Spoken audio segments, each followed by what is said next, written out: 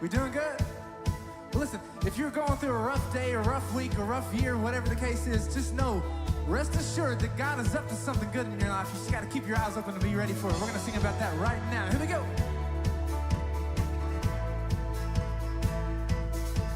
Yeah, when I'm in the roughest water, I won't go under, I won't drown. And when I'm in over my head, I know that you won't let me down.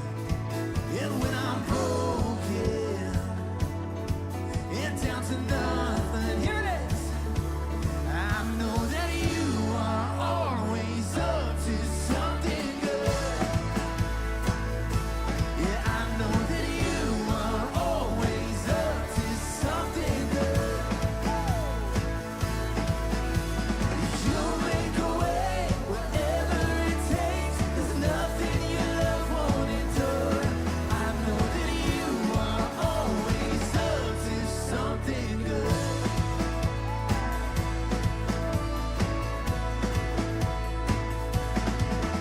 Even through the deepest valley, you won't go with me, you are here. If I know you'll never leave me, your love surrounds me, I won't fear. And when I'm broken and down to nothing, I know that you are always up to something good. I know that you are always up to something good. You'll make a way whatever it takes. There's nothing your love won't endure. I know that you are always up to something good.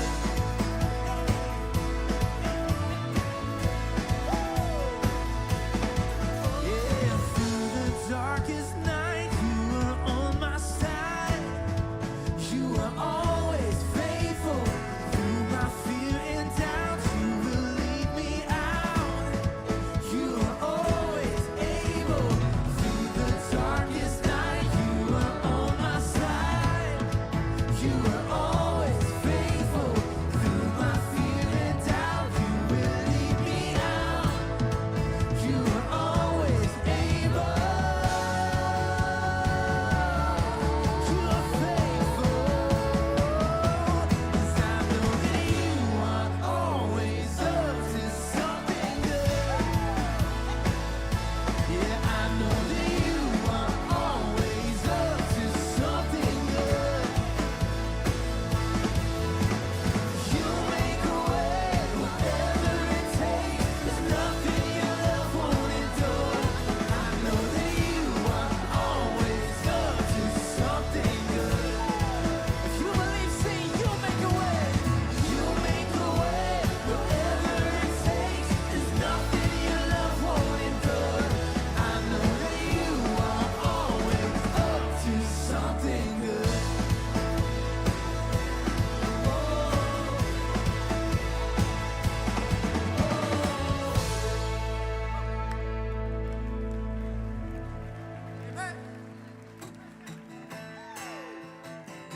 How's everybody feeling this morning?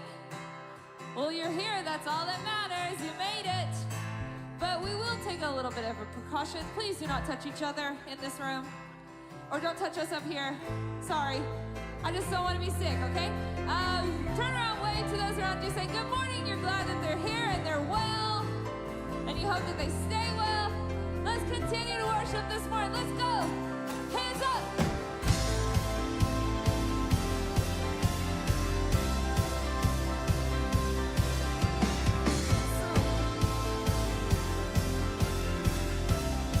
Come on, let's sing. You alone are the healer for the hurting. You alone are the refuge for the broken. So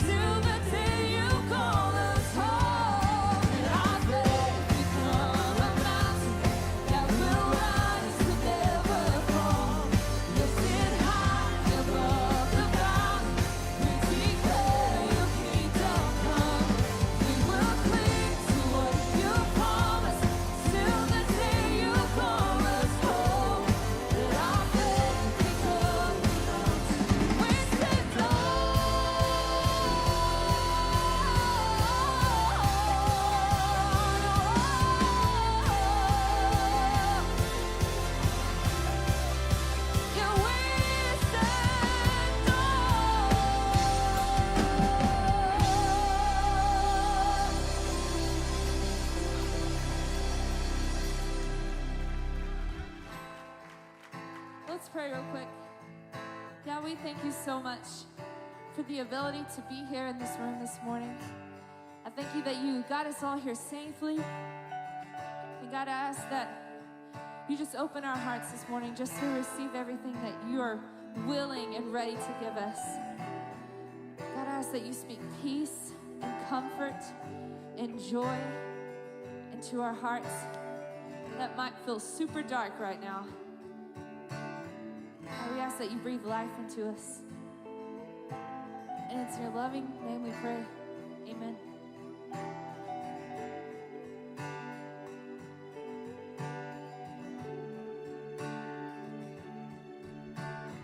All of creation, all of the earth, make straight a highway, a path for the Lord. Jesus is coming soon. Call back the sinner, wake up the saint. Let every nation shout of your fame.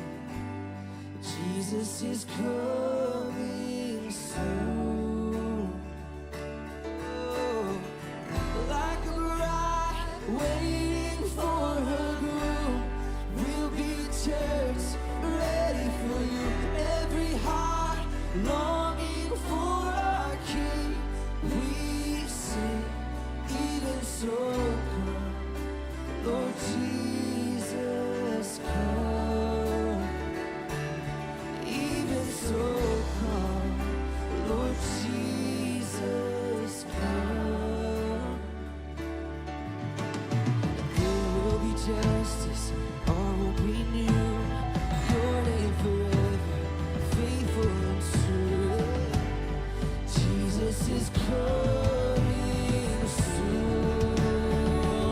We say, like a bride waiting for her groom, we'll be just ready for you. Every heart longing for our King. We say, even so come, Lord Jesus, come. Even so come, Lord Jesus, come. So we wait for you. God, we wait. God, we wait. You're coming soon. Sing that again, just you guys. So we wait for you. Oh God, we wait. God, we wait. You're coming soon. Like a bride waiting for her groom, we'll be church ready for you. Every heart longing for our King. We sing, like a bride waiting for her groom, we'll be church ready for you. Every heart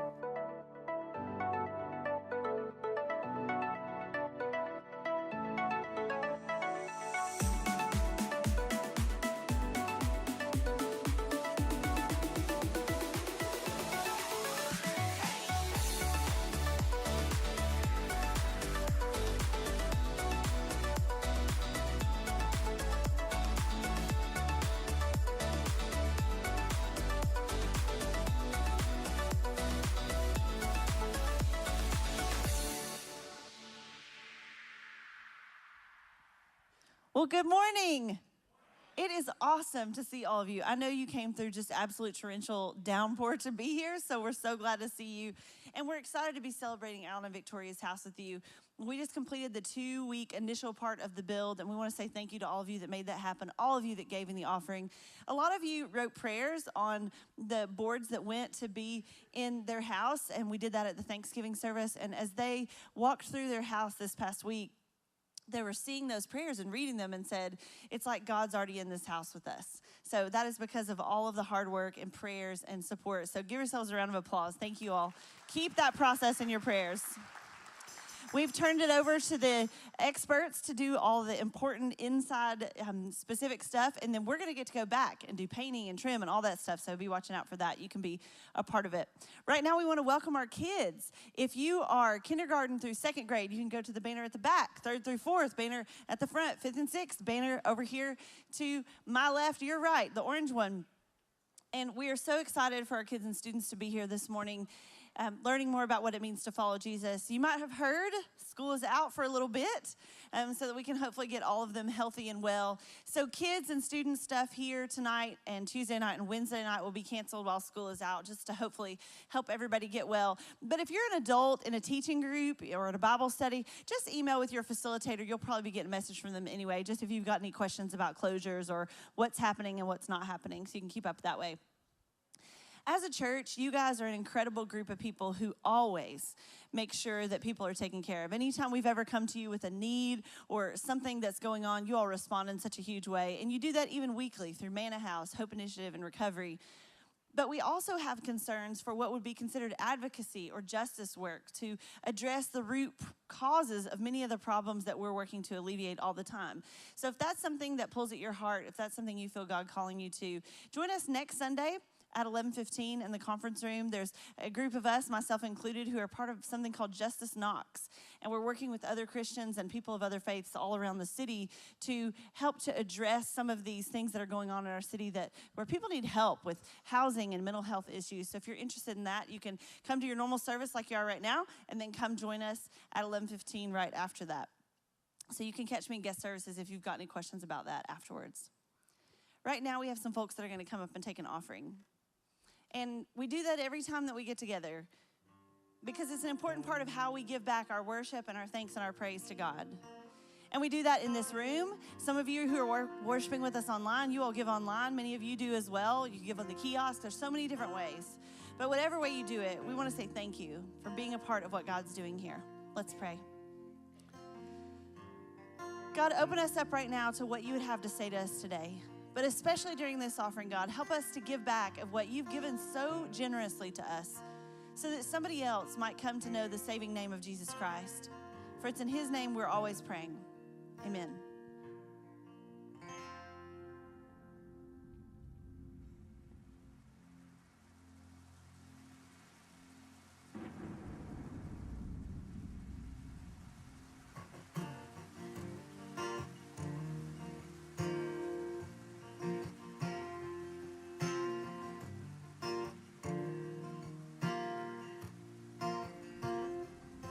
I've been running through a rain that I thought would never end.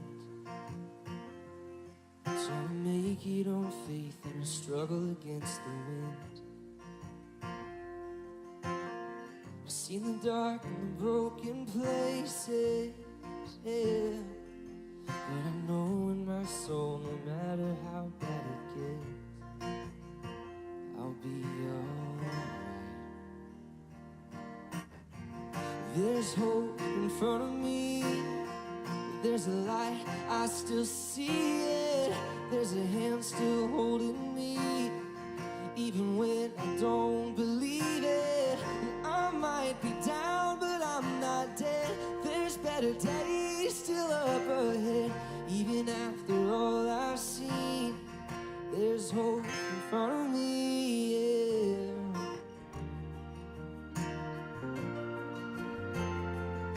There's a place at the end of the storm you'll finally find, where the hurt and the tears and the pain all fall behind. You open up your eyes and Up ahead there's a big sun shining. Right then and there you'll realize you'll be alright. Oh, there's hope in front of me. There's a light, I still see it. There's a hand still holding me, even when I don't believe it. I might be down, but I'm not dead. There's better days still up ahead. Even after all I've seen, there's hope in front of me. Yeah. There's a hope still burning. I can feel it rising through the night, and my world's still turning. Can feel your love, you're by my side. There's hope in front of me. There's a light, I still see it. There's a hand still holding me, even when I don't believe it. Oh, I still have hope. You are my hope.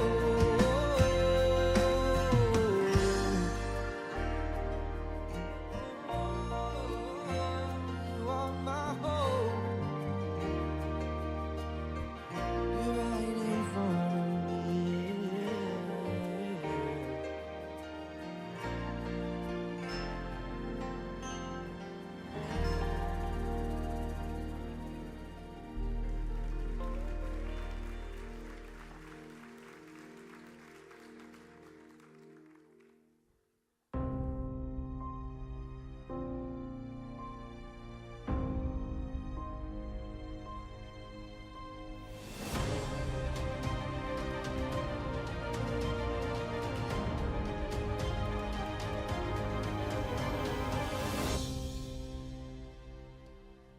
How we doing, everybody? I hope you're doing well. Hope you're feeling good. We feeling good? All right, man. It's good to see you guys. Welcome. My name is Stephen. I'm the senior pastor here at Cokesbury, and if this happens to be your first time with us, man, we're really glad you guys are here. I know on a weekend like this, when you get an unexpected school canceling and it's pouring down rain, there's a million different things you could have chosen to do today, but to have this many people in this room on a day like today is awesome. So thank you guys for having the courage to brave the weather, right? Man, it's raining again. Woo! Yeah, it's gonna rain all week. All right. If you go to Lowe's today and you see an old guy with a beard buying all the lumber, I need somebody to hit me up on a DM, right? I need to know if somebody's building an ark around here.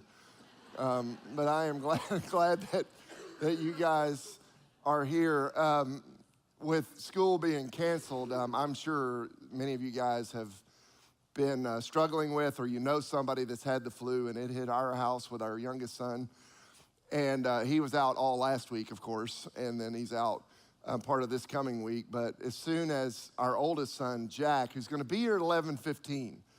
So if you know my son, Jack, he kind of looks like me. I want you to shame him when he comes down the hall. But he called me yesterday. He's a school teacher now. He's down at Austin East here in Knoxville. And he found out, not Friday, but yesterday, that school was canceled, right? Next week, and they were supposed to have a in-service day here in Knox County. They're not gonna have that. So he called me yesterday morning. He's like, hey man, let's go to the beach. And I was like, what? And he's like, yeah man, let's just go to the beach. I'm out of school. I'm like, well, I'm not off work. And no. Then he goes, well, if you can't go, can you give me $200? And I was like, are you out of your mind? I'm not gonna give you $200 so you can go to the beach. And so he knows a lot of you guys because he grew up in this church. He may ask you for $200. And you have my permission to shame him right there in the hallway. But I am glad that you guys are here. It's been a great weekend around our church. We're wrapping up this series called Unchained. And what I hope we've been learning is what you just heard Josh sing, is that hope is still out in front of us. And you might think, well, that's not that big a deal, right? Like, it's a cool song. I like the version they did, if you're familiar with that song, but you don't really think about it. But I just need you to understand that no matter where you are, where you came from, or what you perceive you've done in your life, that as long as there is air still being drawn into your lungs, hope is still out there, it ain't back there, amen? And that is what this series is about. And we've been learning that Jesus is the ultimate chain breaker. And that the principal reason that he came to this planet was to set every human being free. It's really not a complicated kind of deal. But here's the reality. There are some of us who are in the building, but we're not living free. And the enemy is fine with Jesus being in the area as long as the enemy still has a hold on our life. And the enemy is fine with us being at church today as long as he still has influence over our lives. And I'm telling you, the enemy's okay with us singing songs and lifting our hands. And even though we're United Methodist Church, every once in a while we get fired up and we shout amen, that the enemy's good with all of that as long as his grip is still firm. And I believe that way too many of us, this has become normal life. And that's just not the way it's supposed to be. We're supposed to live our lives like the war's already been won. And by the way, it was won 2,000 years ago on the cross. Jesus conquered your sin and my sin and overcame the consequences of our sin by overcoming death. Jesus really is the ultimate freedom fighter. And that's what we've been thinking through over the past few weeks. It's about helping us get connected to the power source that can lift our eyes off of our lives and off of our mess and help fix them on a power that is far greater than our own power. It's the power that we receive through Jesus. And so today we're going to look at one last area, and then we're going to move on next week to something else. But this is an area where I think a bunch of us, if we could be honest, we could use a little extra power, and it's the chain of doubt. Now, I know that doubt is not something you're supposed to talk about in church, right? Like, did he just use the D word? Yeah, I used the D word.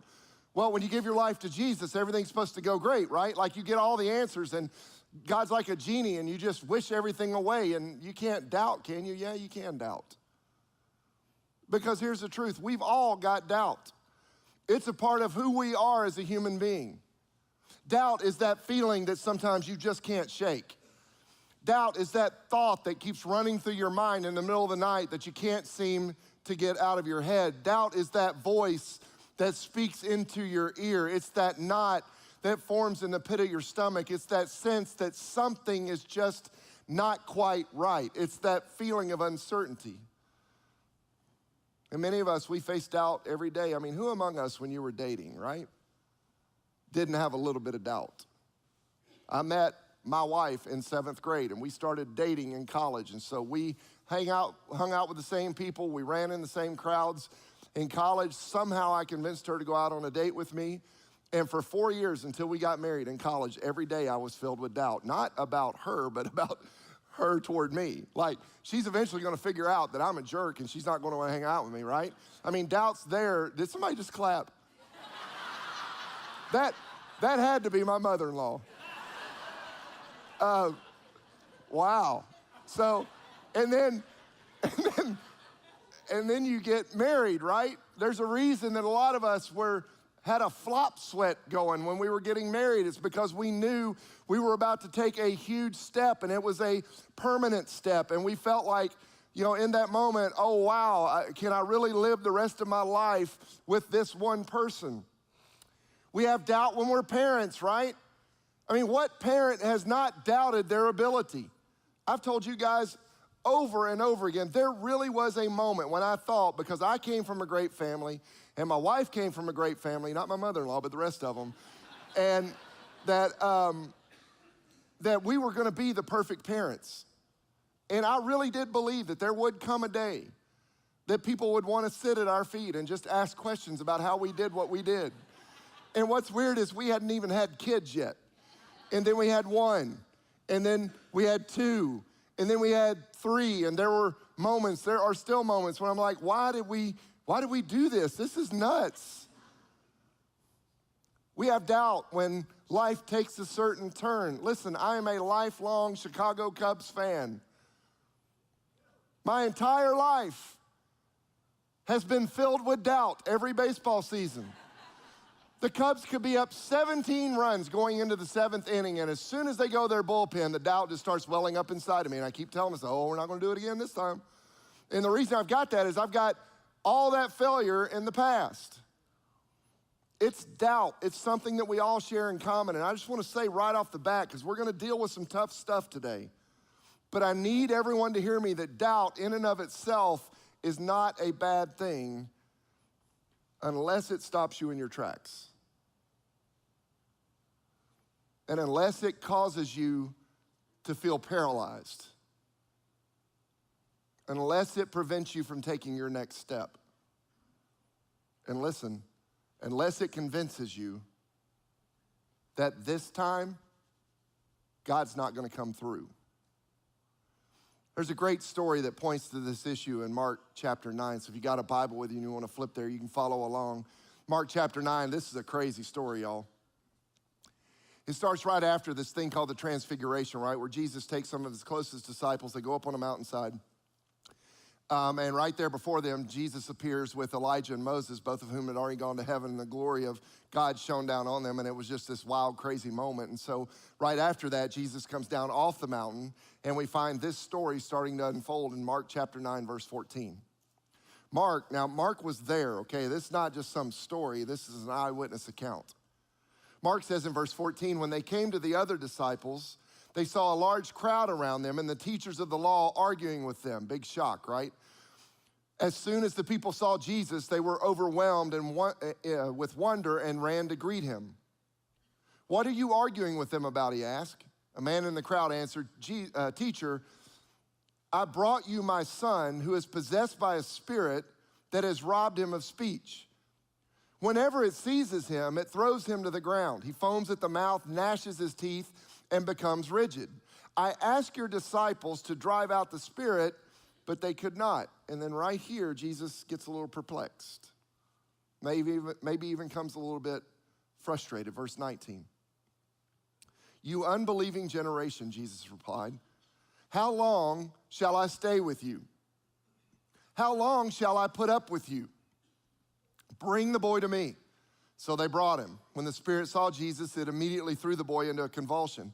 He fell to the ground and rolled around, foaming at the mouth. Jesus asked the boy's father, how long has he been like this? And if you're just buzzing through the story, right? Like if you're just buzzing through the Gospels and you come up on this story, you just sort of breeze right through it. But if you pump the brakes and you actually think about what's going on in the story, this is a weird moment. Like you're gonna go, this doesn't make sense. The boy has just been thrown down on the ground by an evil spirit. And he's writhing around and he's foaming at the mouth. And yet Jesus turns away from the boy who's in the crisis and he turns to the guy's dad and says, how long's this been going on? Now, I don't know about y'all, but when I read that story, I do want to pump the brakes because it doesn't make sense. I mean, you would think that Jesus would see all of this going on and his first reaction would be, we ain't doing this nonsense. Like evil spirit come out of that boy, I'm gonna set him free right now. His suffering's gonna end right now. That's what I think Jesus should do. But yet Jesus, he turns to the Father and he asks this question, how long has this been going on? And the reason he did that is important, and I don't want any of us to miss it. Because it's not about Jesus coming into the world and snapping his fingers and destroying the work of the enemy. Jesus is inviting the Father into the story.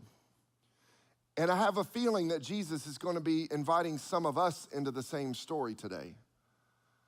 Because how the Father responds and how you and I choose to respond is going to be key in whether or not we experience freedom in our lives. So the Father tells him from childhood, it's often thrown him into fire or water to kill him. But if you can do anything, take pity on us and help us. If you can do anything. Now, Jesus was meek and mild and all that good stuff. But Jesus also got irritated from time to time. You don't have to believe me, you can read it for yourself.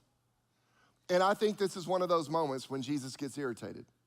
So the Father says, if you can do anything, take pity on us and help us. And Jesus, I imagine him turning to his disciples. He's like, if you can.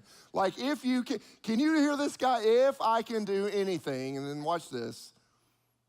everything is possible for one who believes. What an amazing paradox. Where Jesus sees this unfolding, and the thing he says is, what's kind of got me right now, it's not the power of the enemy. I'm aggravated not because the power the enemy has over this boy. What's got me is the unbelief of the people around me. See, he doesn't ask, how long do I have to put up with evil spirits? He asks, how long have I got to put up with unbelief? Because everything is possible for he who believes.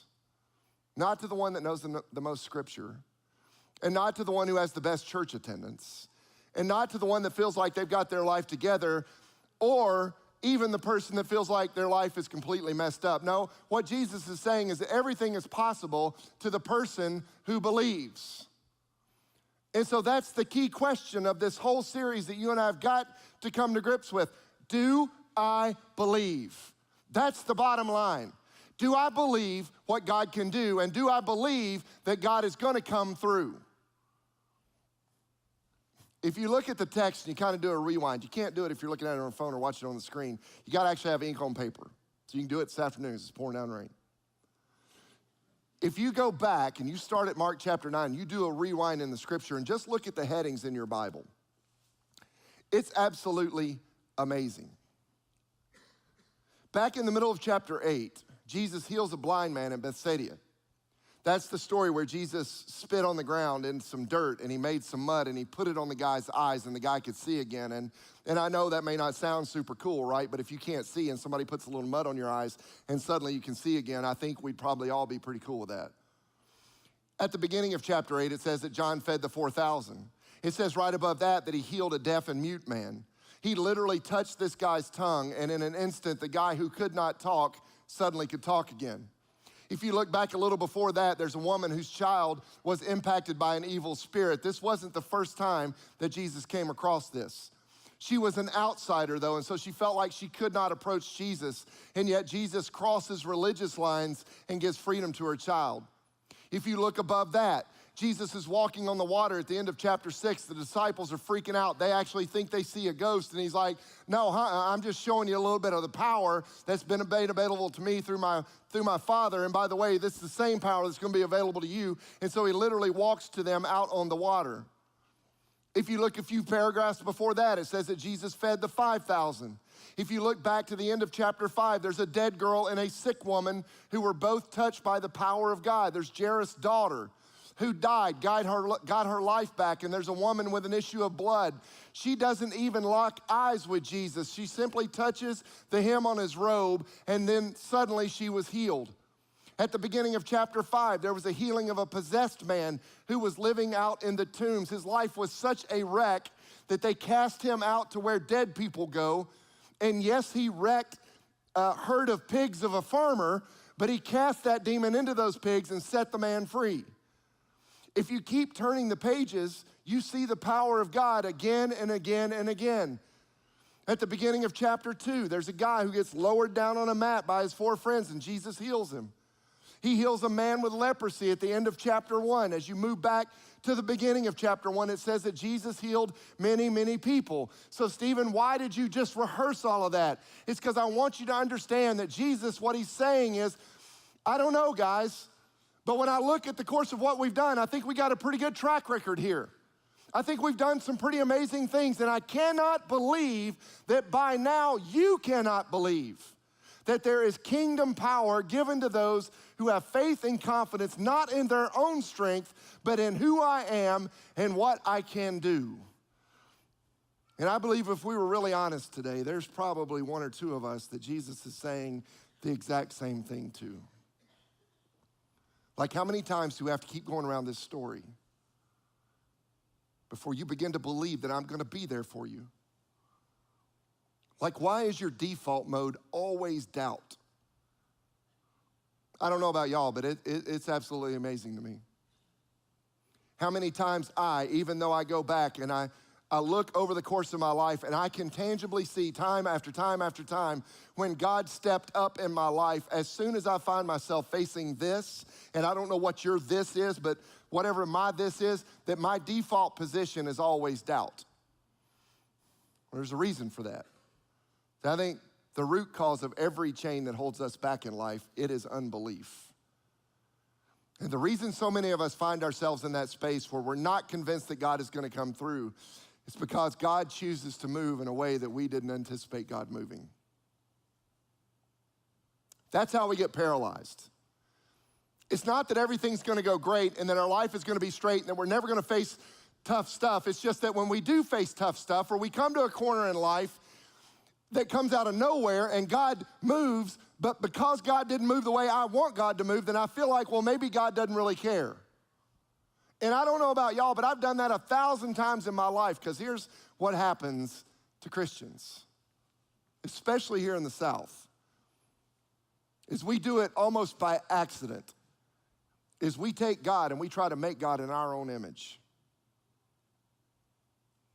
And we feel like we're so strong and so resilient, and that God did give us these brains, and so we ought to be able to think our way through it, that we then begin to mold and shape, and we start believing that God really ought to be kind of like a genie, right? Like I rub the bottle a little bit when my life's not going right, and then poof, he shows up, and he makes this thing go away.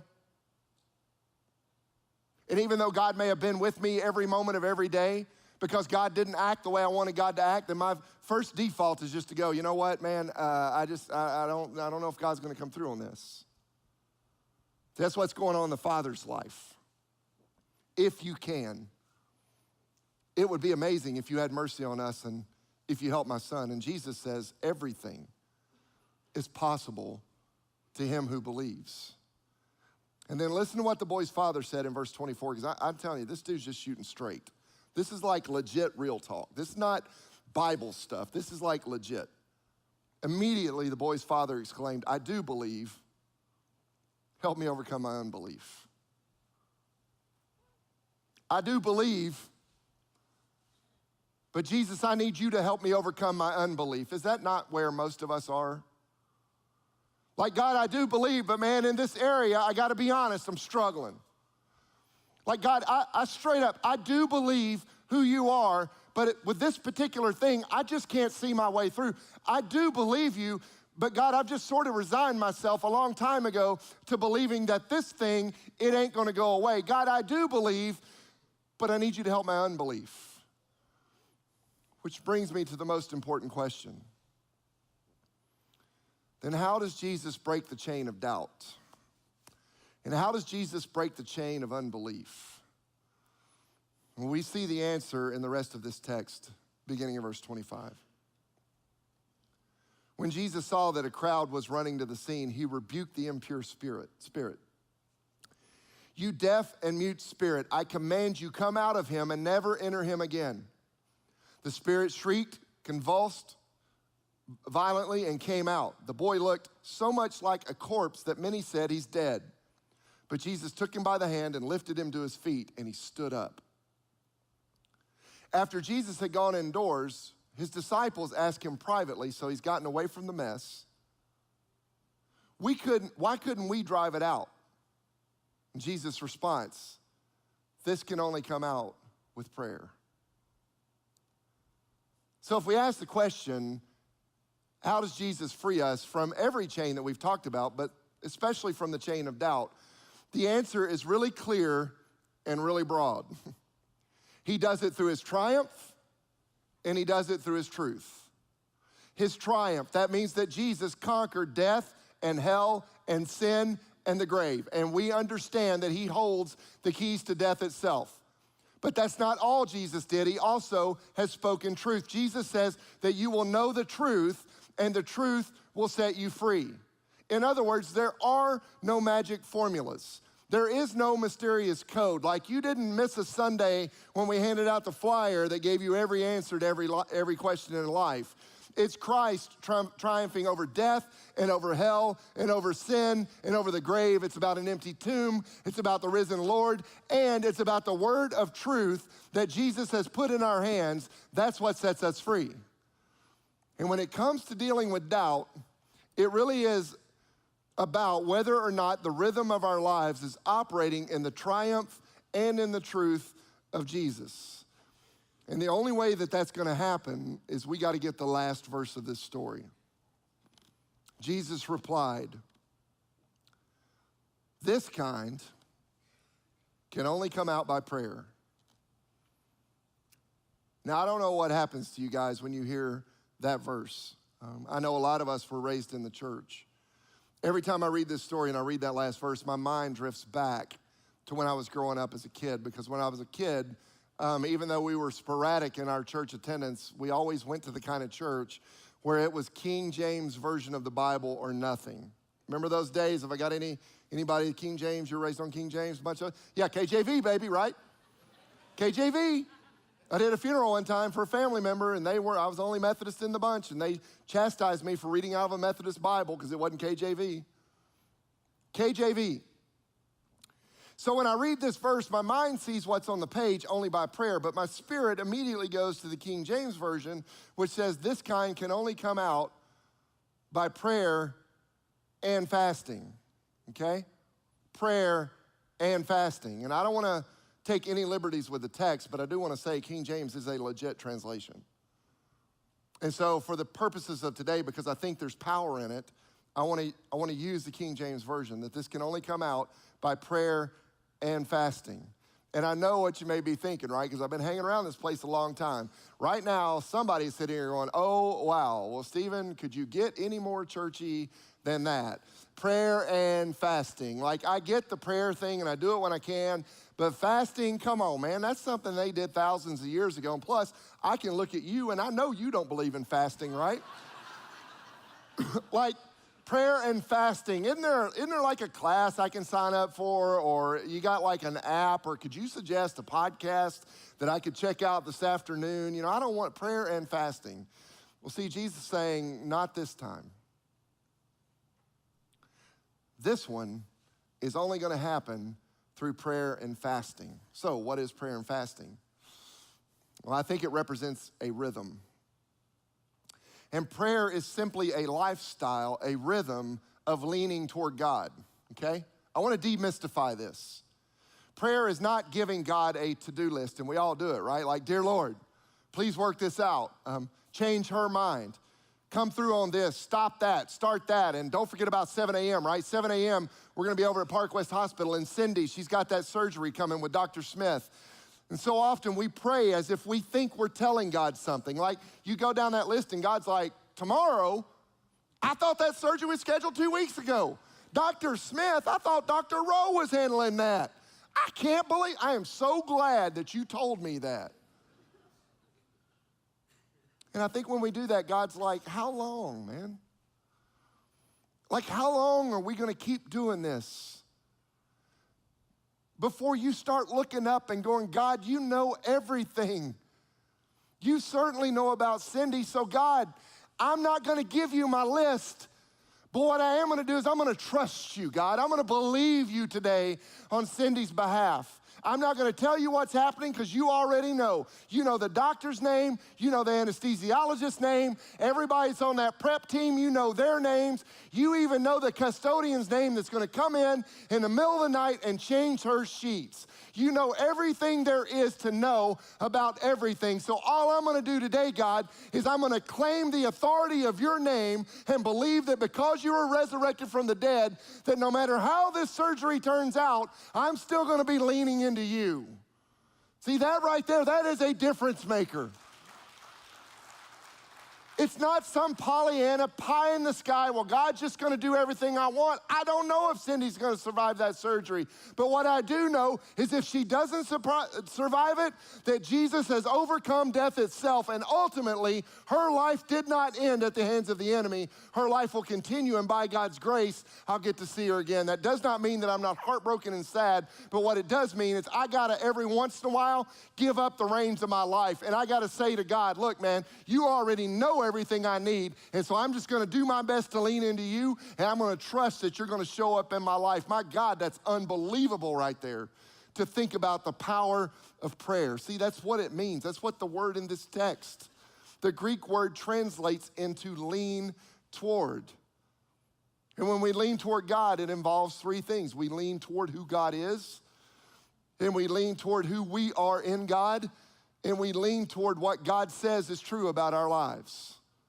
Some of y'all have been listening to the wrong voice, and you need to start listening to what God says about you, not what somebody else says about you.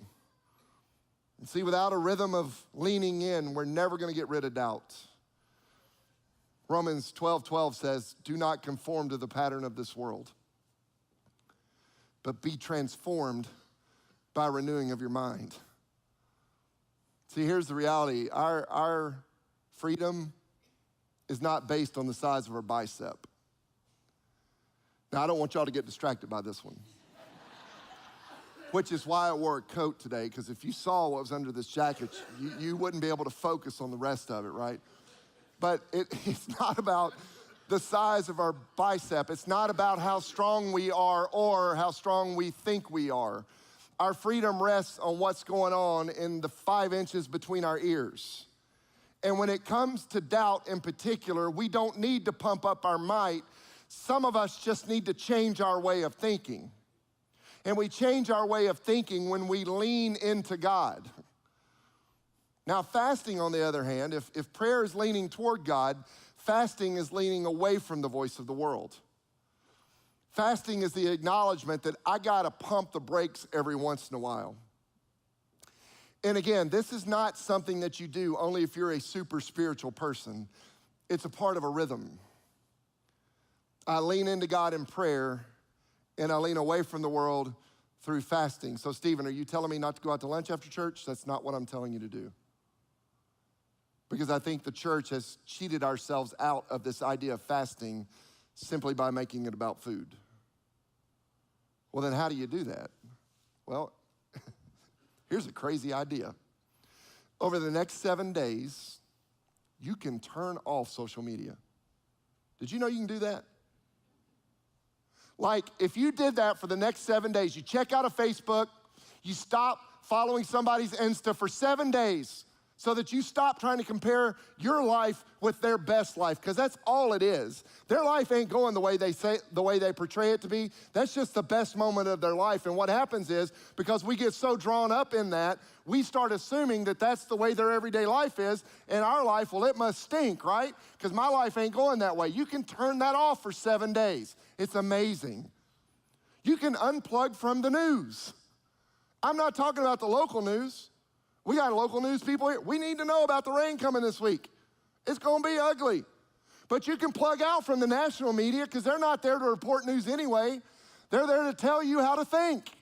And that ain't just liberal media, that's the other media too. They have absolutely lost their minds.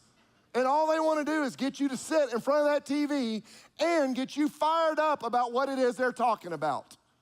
That's a miserable way to live. You can fast by unplugging from politics. Woo! Oh no! My grandmother used to say when somebody started that, she'd go, man, he stopped preaching, now he's meddling.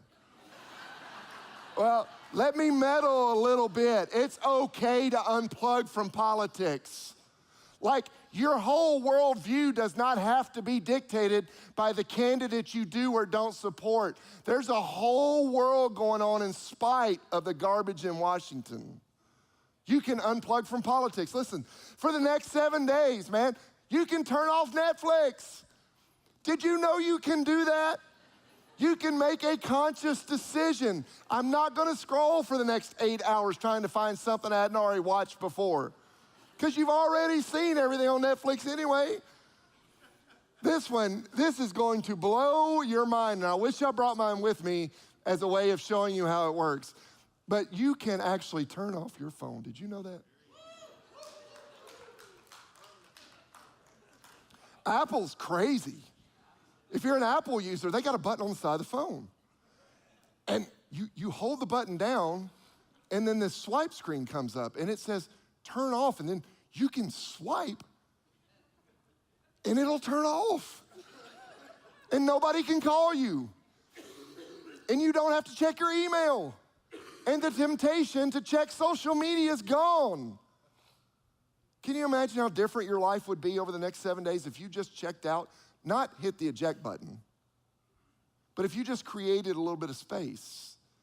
See, that's what fasting is for. It's creating space in our lives. We lean away from the world so we can lean in toward God. It's a rhythm of lean in and lean out, and lean in and lead out, and lean in and lead out. And you don't have to go build a tiny house out in the middle of nowhere. You can do it. You can set an alarm on your phone that goes off once or twice a day, and it's just your reminder that you got to stop for about 5 or 10 minutes. And you got to lean in a little bit. See, there is no magic bullet. You can't snap your fingers and make this one happen. Jesus says it comes out of a lifetime of prayer and fasting. That means you're not going to be over your doubt when you leave here today. It's still going to be there tomorrow.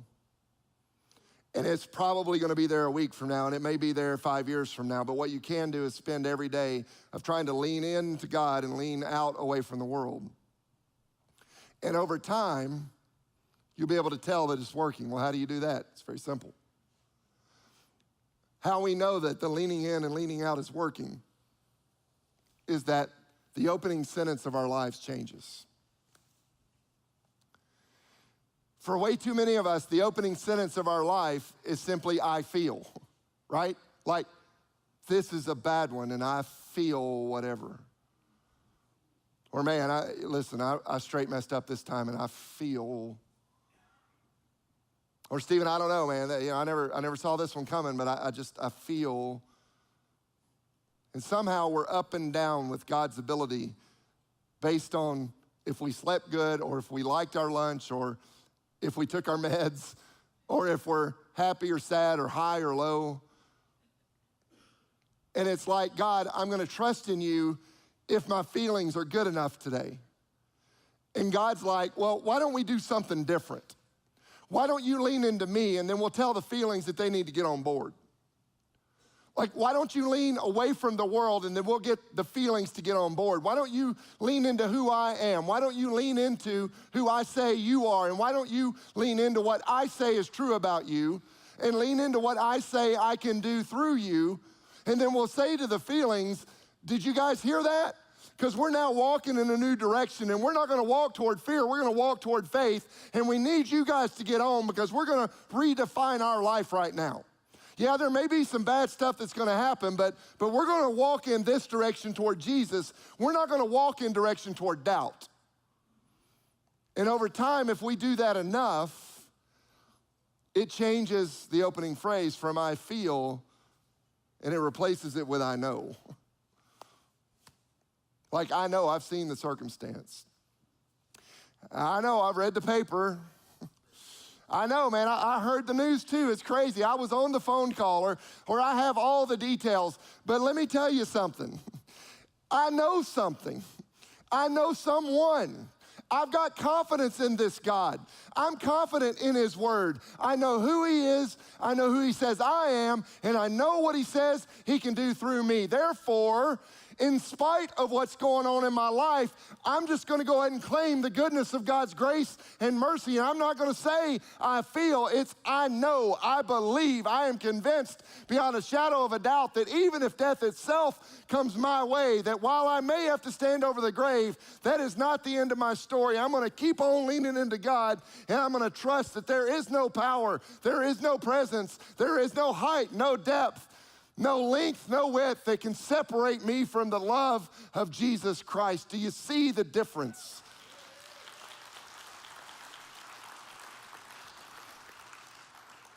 Well, Stephen, I ain't ever heard a Methodist talk that way. Well, we ain't a normal Methodist church. It's not a silver bullet. It's a change of mindset. And it reminds us that our confidence and our hope is in an unshakable God. And so, as we close, let me just ask you this question. Are you tired enough yet? Do your shoulders feel heavy enough yet?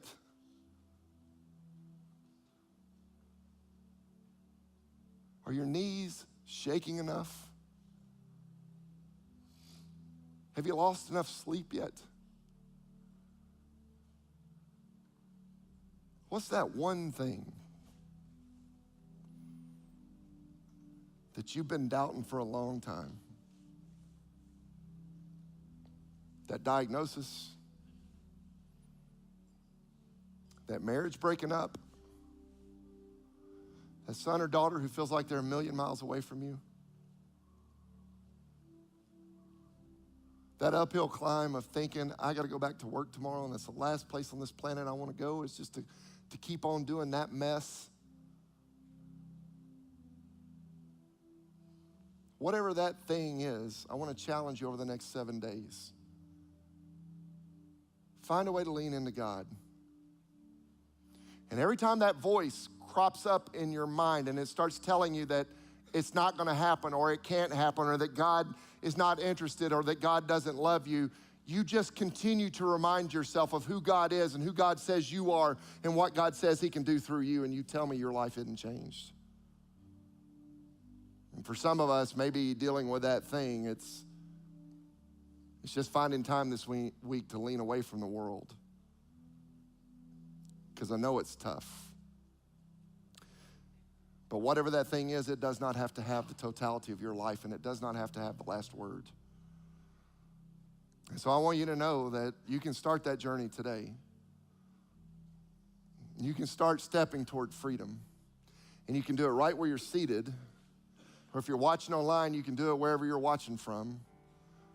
Or you can find the courage to come down front. That's why I love the altars of our church. It's not a magic place. It's just a place for us to come and bow a head and bend a knee and invite God one more time into the process of what we're going through. And y'all listen to me. I've seen people get free right here. And I've seen people be challenged and convicted. I've seen people get over hurt. I've seen people become less angry. I've seen people truly set free. And so I want you to know that even though time's up, you got time to come down front. And so we're going to sing this last song. And listen, I know in a moment like this, somebody's thinking, well, if I get up, you're going to bring me down into those spotlights and everybody's going to know what's going on in my life. Well, here's the deal. We're all in the same boat. None of us are perfect. It may be that some of us that we're sitting around, we've gotten really good at hiding our imperfection, but all of us are broken and all of us are lost and all of us are in need of God's grace, so you will not be alone. So you come down in the name of the Father and of the Son and of the Holy Spirit. Amen.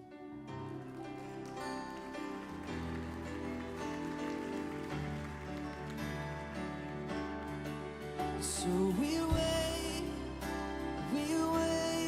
for you. God, we wait, you're coming soon. Let's sing this together, come on. So we wait for you. God, we wait. God, we wait, you're coming soon. So we wait, so we wait, so we wait for you. God, we wait, you're coming soon. Like a bride waiting for her groom, we'll be just ready for you. Every heart longing for a king, we say. Like a bride waiting for her groom, we'll be just ready for you. Every heart longing for a king, we say. Even so, come, Lord Jesus, come. Even so, come, Lord Jesus, come. Just lift it up this morning. Even so, come, Lord Jesus, come. Even so, come, Lord Jesus, come. Amen. We want to thank you guys so much again for coming and worshiping with us this morning. Thank you again, Stephen, for the message.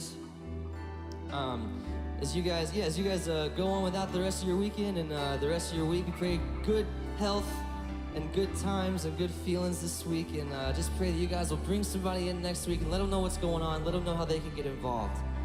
We'll see you guys next week. We love you all. Bye.